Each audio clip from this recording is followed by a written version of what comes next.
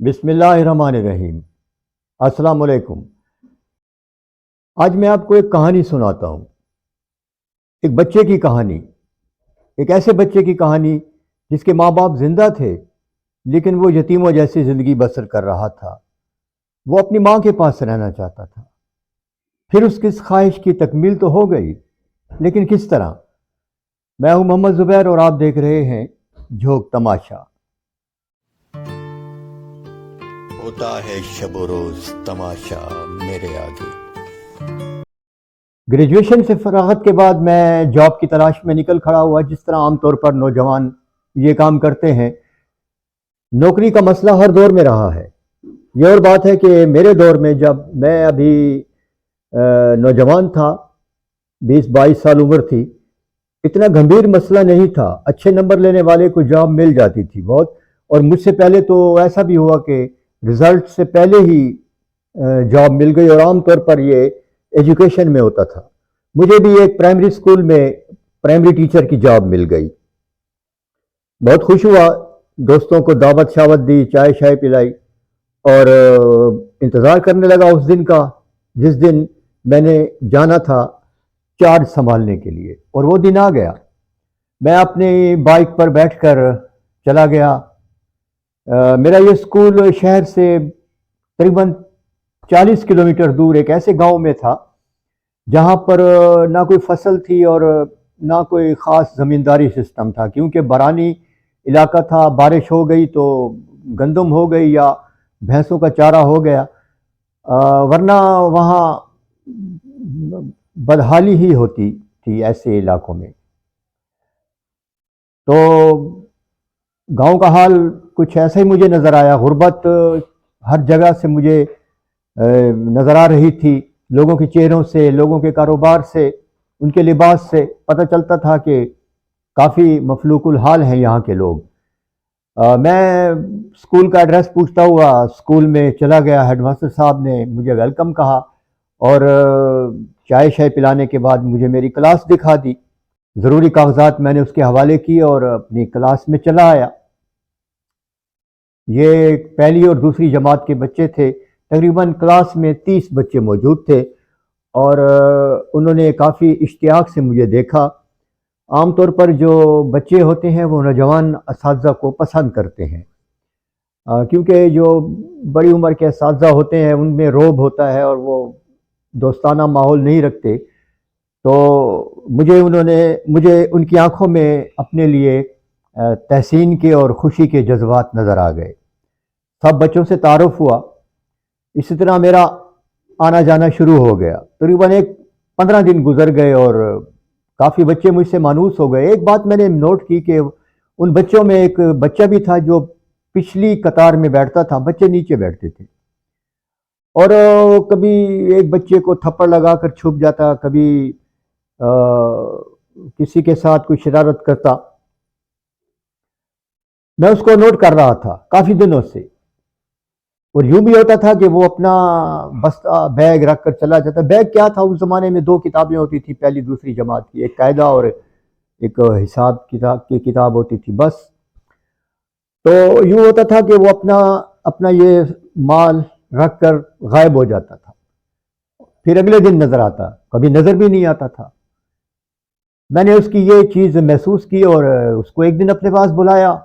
میں نے کہا، یار تم اگر بھکاری بننا چاہتے ہو، سبزی بیچنا چاہتے ہو، مزدوری کرنا چاہتے ہو، پھر تو ٹھیک ہے، لیکن اگر تم یہی کام کرو گے تو ایسے ہی بنو گے۔ اگر پڑھو گے تو مجھ جیسے بن جاؤ گے، ہو سکتا ہے مجھ سے بھی بڑے افسر بن جاؤ، میں تو استاد ہوں، کوئی افسر بن جاؤ، کمشنر بن جاؤ، تم جیسے ہی لوگ ہوتے ہیں۔ اب میری یہ باتیں شاید اس کی سمجھ میں کچھ آئیں کچھ نہیں آئیں۔ اس نے 2-3 دن تک اپنی روٹین ٹھیک کی، مگر پھر اپنے اسی روزمرہ کی روٹین پر آ گیا۔ 2-3 بار پھر میں نے اس کو سمجھایا، پھر تیسری بار میں نے اس کو سزا دینے کا فیصلہ کیا۔ اس کو اپنے پاس بلایا، ایک سبق اس کے ذمہ لگایا کہ میں آدھے گھنٹے بعد تم سے سنتا ہوں۔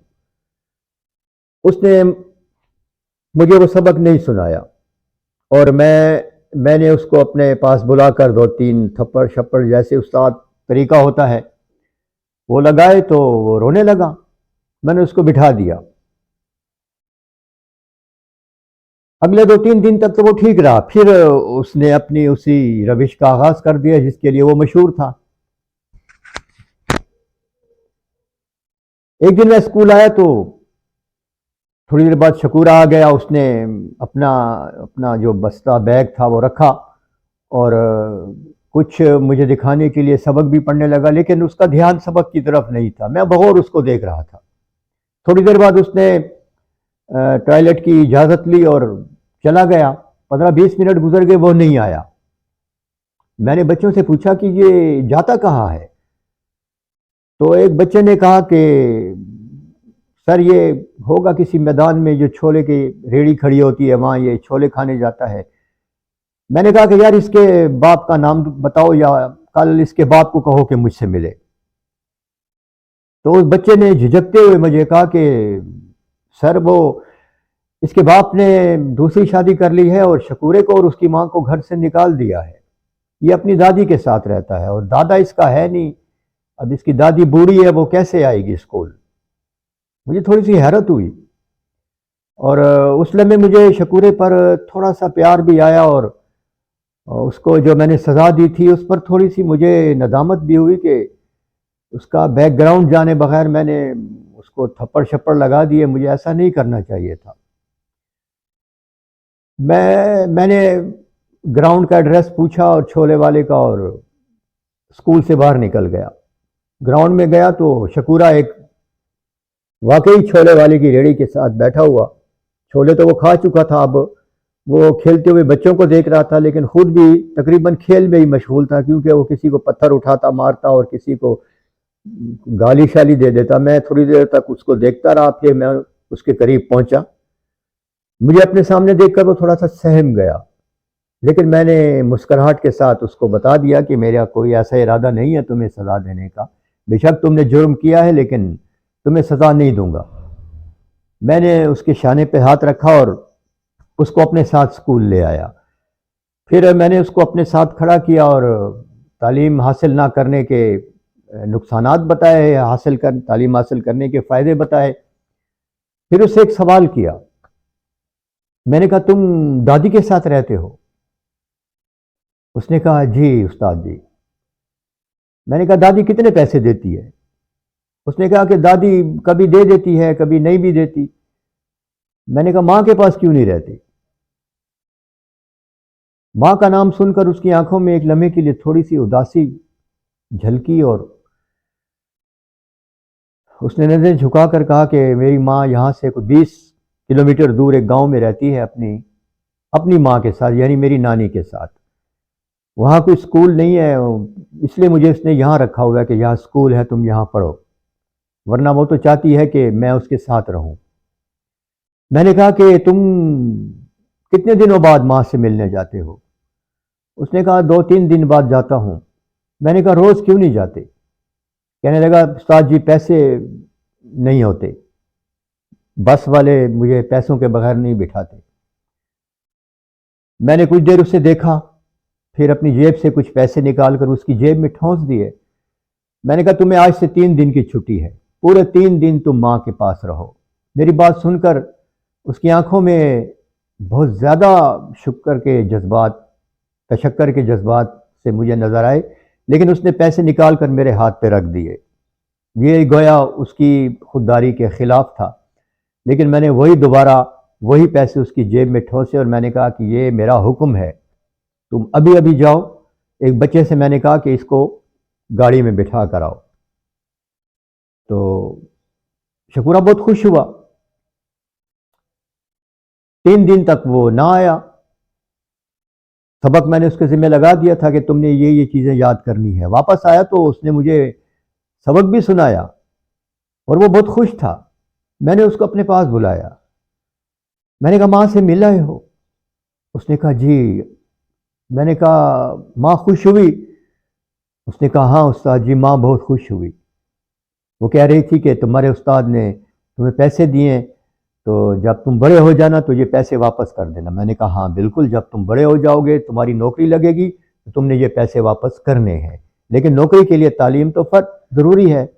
میری باتیں سن کر وہ تھوڑا سا میری باتیں سمجھ بھی گیا۔ پھر میں نے اس کو بٹھا دیا. کچھ دن وہ آتا رہا بلا ناغہ، تھوڑی سی تبدیلی اس میں آ گئی تھی. پھر یوں ہوا کہ مجھے ایک ہفتے کی چھٹی کے لیے کراچی جانا پڑ گیا. کوئی شادی تھی، ماں باپ جا رہے تھے تو میں بھی ساتھ روانہ ہو گیا. تقریباً 4 دن میری چھٹی رہی اور ایک دن سفر میں، پھر واپس آ کر ایک دن آرام میں، 5-6 دن.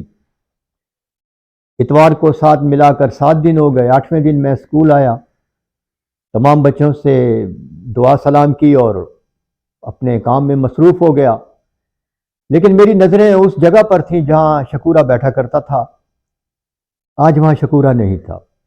میں نے کسی سے نہیں پوچھا اور اگلے دن پھر شکورہ نظر نہیں آیا. جب مسلسل 3-4 دن تک مجھے شکورہ نظر نہیں آیا تو میں نے بچوں سے پوچھا کہ یہ کیوں نہیں آ رہا.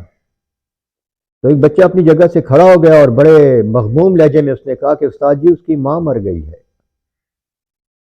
میرے پاس اس بہت زیادہ غمزدہ بات کو سن کر میرے پاس کہنے کو کچھ نہیں تھا. میں خاموش رہا. لیکن میرے اندر ایک طوفان سا ضرور برپا ہو گیا تھا کہ ایک معصوم کا چھوٹا سا سہارا تھا، ایک موہوم سی امید تھی، وہ چھین لی گئی. قدرت کے فیصلے ہیں، میں اب کیا کر سکتا ہوں. میں نے کہا کہ وہ اس وقت کہاں ملے گا.